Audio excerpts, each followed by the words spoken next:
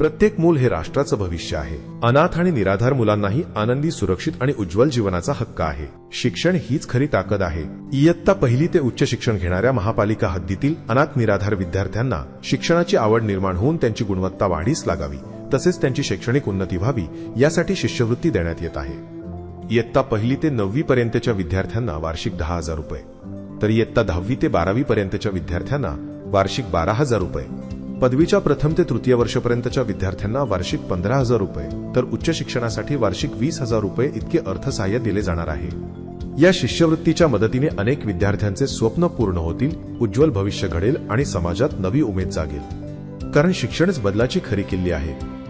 लवकरच या योजनेचा लाभ घ्या आणि समाज विकास विभागाला संपर्क करा. पिंपरी चिंचवड महानगरपालिका जनहितार्थ प्रसारित.